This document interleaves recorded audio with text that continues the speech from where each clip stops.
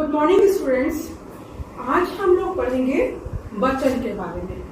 सभी जानते हैं कि हमारे जीवन में बहुत सारी चीजें हमारे आसपास होती है। हम कहीं भी जाते हैं तो कभी कभी कहीं पर कोई चीज एक होती है और कहीं बहुत सारी चीजें होती हैं। अब हम कैसे डिसाइड करेंगे कि जो एक चीज है उसको क्या कहेंगे और बहुत सारी चीजें जहां पर हैं उसको क्या बोलेंगे। तो यही है फर्क एक चीज और बहुत सारी चीजों में। ये फर्क क्या कैसे बताएगा कि एक चीज क्या कहलाएगी और बहुत सारी चीजें क्या कहलाएंगी। तो इसको डिसाइड करने के लिए हमने चैप्टर वचन के बारे में जानकारी देने के बारे में आज डिसाइड किया कि वचन क्या है, वचन का हमारे जीवन में क्या महत्व है, किस तरीके से हम वचन का प्रयोग करते हैं। तो इसको जानने के लिए सबसे पहले हम वचन की परिभाषा जानेंगे कि वचन की परिभाषा क्या है और किस तरीके से वचन को हम पहचानेंगे। शब्द के जिस रूप से एक या एक से अधिक संख्या होने का ज्ञान हो उसे वचन कहते हैं। अब देखो, संख्याएं तो बहुत सारी होती है, गिनती आप सब जानते हो, 1 2 3 4 5 6 मतलब 100 तक, उससे ऊपर भी काउंटिंग होती है। लेकिन हिंदी में जो है, अगर हम काउंटिंग की दृष्टि से देखें तो हम वचन को पढ़ेंगे जैसे कि एक वचन और बहुवचन। सबसे पहले हमने परिभाषा को जाना कि एक संख्या जहां पर होगी, यानी कि एक नंबर होगा, वो कहलाएगा एक वचन। और जहां पर एक से ज्यादा चीजें होंगी वहां क्या हो जाएगा, बहुवचन। तो बहुवचन माने बहुत सारी चीजें। अब इसके बाद आते हैं वचन के प्रकार, यानी कि काइंड्स। कितने प्रकार हैं वचन के? वचन के 2 प्रकार हैं। नंबर 1 एक वचन और नंबर 2 बहुवचन। एक वचन से मतलब है कि जहां पर एक संख्या की चीजें हों, जैसे एक फूल, एक पत्ता, एक बिल्ली, एक कुत्ता, एक आदमी, एक औरत, एक बच्चा, कोई भी चीज जहां एक होगी वहां पर एक वचन कहलाएगा। अब इसकी परिभाषा क्या होगी एक वचन की? जिस शब्द से एक संख्या के होने का बोध हो उसे एक वचन कहते हैं। एक संख्या जैसे आप, मैं एक हूं, आप एक हो, या फिर ये स्केल एक है ना, और इसके अलावा भी बहुत सारी चीजें, चांद एक है, सूरज एक है। तो जो चीजें एक एक होती हैं वो एक वचन के अंतर्गत आती हैं। तो जिस शब्द से एक संख्या को के होने का बोध होता हो उसे एक वचन कहते हैं। जैसे एक गुब्बारा, तितली, घोड़ा, या फिर एक साइकिल, पंखा, या फिर बैग, कुर्सी, क्लास, कक्षा जिसे बोलते हैं। तो ये सब चीजें क्या है, एक वचन है, एक है, अकेली है, सिंगल है। उसके बाद आता है नंबर 2 पे बहुवचन। एक वचन का एकदम अपोजिट क्या हो गया, बहुवचन। बहुवचन की परिभाषा क्या है? जिस शब्द से एक से अधिक संख्या का बोध हो उसे बहुवचन कहते हैं। अब कोई भी चीज एक हो सकती है तो एक वचन हो गई। अब एक से अगर ज्यादा है, 2 3 4 5, कितनी भी हो सकती है, 10 20 100, उन सबको क्या कहेंगे, बहुवचन। मतलब एक से ज्यादा जितनी भी चीजें अगर एक साथ रखी हैं तो वो सब बहुवचन के अंतर्गत आएंगी। जैसे हम बगीचे में जाएंगे और बहुत सारे फूल हैं तो क्या कहेंगे कि बहुत सारे फूलों से खुशबू आ रही है, क्योंकि वहां पर बहुत सारे फूल हैं। अगर एक फूल होता तो क्या कहते, इस फूल से खुशबू आ रही है, तो वो एक वचन हो जाता। लेकिन जब बगीचे में तो बहुत सारे फूल होते हैं तो क्या कहेंगे कि सारे फूलों से खुशबू आ रही है, तो फूल का बहुवचन क्या हो गया, फूलों या तारे टिमटिमा रहे हैं। अब तारा मतलब एक तारा, और बहुत तारे होंगे तो क्या कहेंगे? बहुवचन होगा तो क्या कहेंगे? तारे। तारा का बहुवचन क्या होगा? तारे। आकाश में तारे टिमटिमा रहे हैं। ठीक है, राइट एवरीबॉडी अंडरस्टैंड? आप देखो बहुवचन की हमने परिभाषा एक बार फिर से पढ़ लेते हैं कि जिस शब्द से एक से अधिक संख्या का बोध हो उसे बहुवचन कहते हैं। अब देखो यहाँ पर एक फूल बना है। एक फूल का मतलब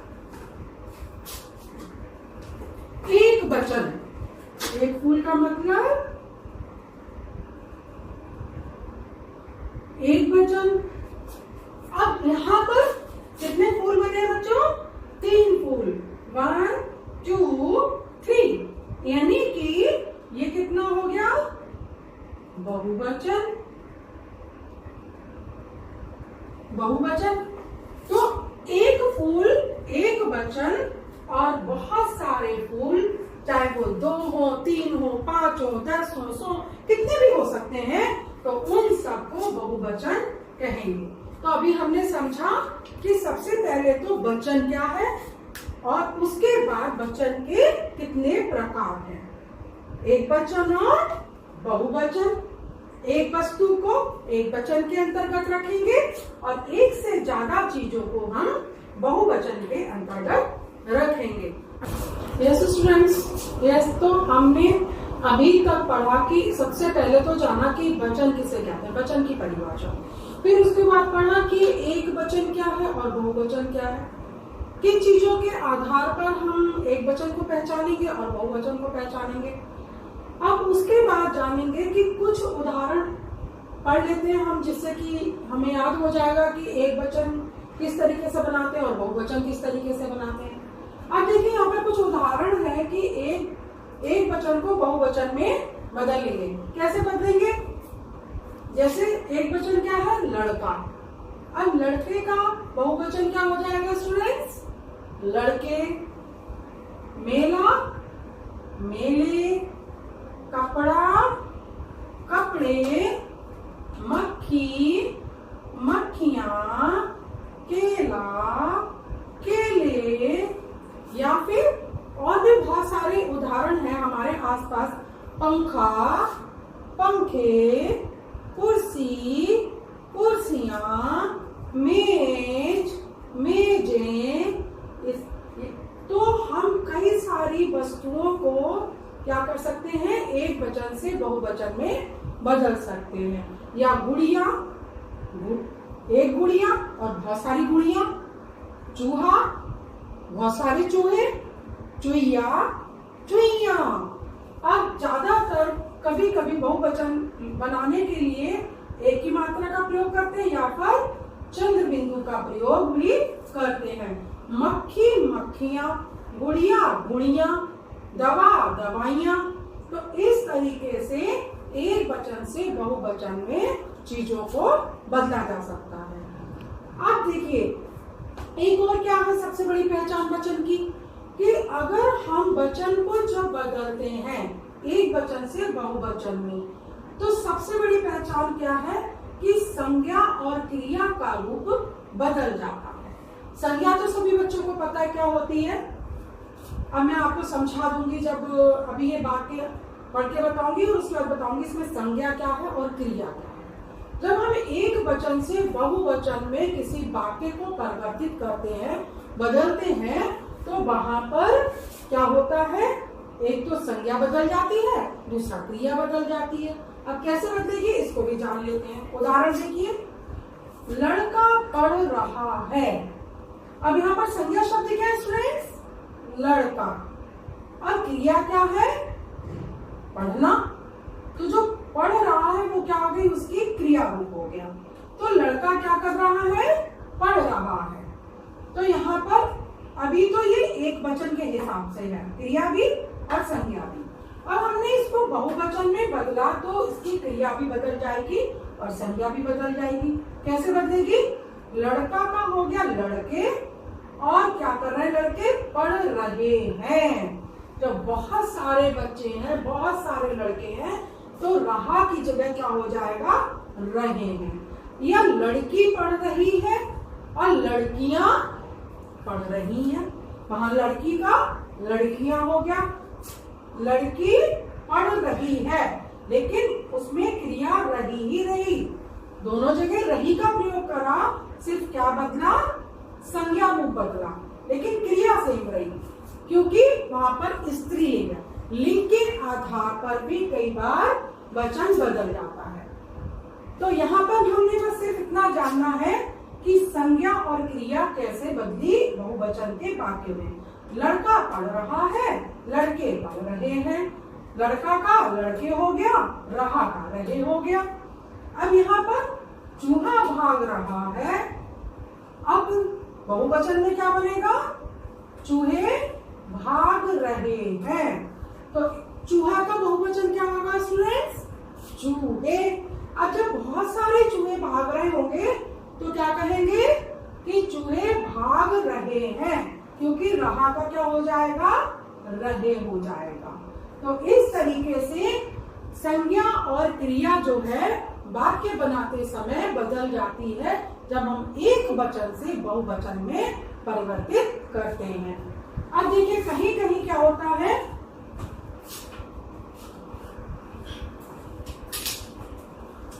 हम अपने बड़ों को आदर देते हैं। आदर माने सम्मान, रिक्वेस्ट, रिस्पेक्ट करते हैं उनकी। अब जब हम किसी की रिस्पेक्ट करते हैं तो वहां पर कई बार क्या होता है, एक वचन जो है बहुवचन में बदल जाता है। कैसे बदलेगा, इसके उदाहरण भी जान लेते हैं। आदर देने के लिए एक वचन के स्थान पर बहुवचन का प्रयोग किया जाता है। जैसे उदाहरण के तौर पर पिताजी खाना खा रहे हैं।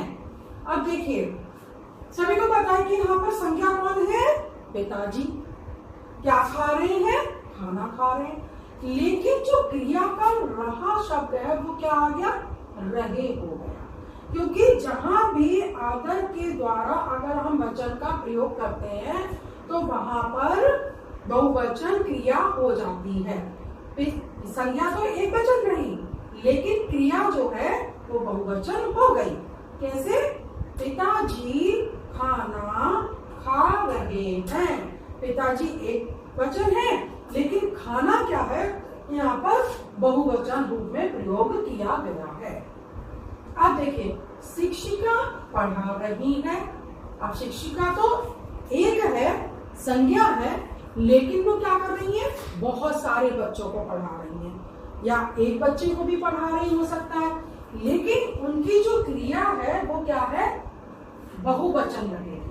शिक्षिका, अब हम अगर लिख दें यहाँ पे शिक्षिका पढ़ा रहा है या शिक्षिका पढ़ा रहा है, तो व्याकरण की दृष्टि से क्रिया जो है कैसी हो जाएगी, गलत हो जाएगी। तो हम यहाँ पर क्या लगाएंगे, शिक्षिका पढ़ा रही है। अगर शिक्षक होता तो कह सकते थे कि शिक्षक पढ़ा रहे, तब भी रहा का क्या लगेगा, रहे लगेगा। शिक्षक पढ़ा रहे हैं। तो अगर कोई स्त्रीलिंग है तो रही शब्द का प्रयोग होगा, और अगर कोई पुल्लिंग है तो रहे शब्द का प्रयोग होगा। लेकिन संज्ञा तो है एक वचन ही रहेगी, चाहे वो स्त्री हो या पुरुष हो, शिक्षक हो या शिक्षिका हो, लेकिन क्रिया शब्द जो है वो बदल जाएगा। शिक्षिका पढ़ा रही है और शिक्षक पढ़ा रहे हैं। हम पढ़ा रहा तो नहीं बोलेंगे उनके लिए, क्योंकि हमें क्या करना है, उनको आदर देना है, सम्मान देना है। तो जहां पर हम सम्मान देते हैं, रिस्पेक्ट देते हैं, वहां पर एक वचन के स्थान पर बहुवचन शब्दों का, बहुवचन क्रिया का प्रयोग किया जाता है। तो आज स्टूडेंट्स हमने जाना वचन किस तरीके से हम डिसाइड करते हैं कि एक वचन क्या है, बहुवचन क्या है, हम एक वचन को बहुवचन में कैसे बदल सकते हैं, और उसके बाद कौन सी ऐसी स्थिति होती है जिसमें वचन जो है हमेशा कैसा हो जाता है, बहुवचन हो जाता है। हमने आदर देने के लिए एक वचन के स्थान पर बहुवचन का प्रयोग भी किया है। तो ये सब कई बार जब हम वाक्य का प्रयोग करते हैं तब हमें पता चलता है कि कहाँ पर एक वचन क्रिया आएगी, कहाँ पर बहुवचन क्रिया आएगी। तो इस तरीके से आज हमने वचन चैप्टर को कंप्लीट किया। मे बी सभी बच्चों को समझ में आ गया होगा अच्छे से। Thank you so much students, thank you.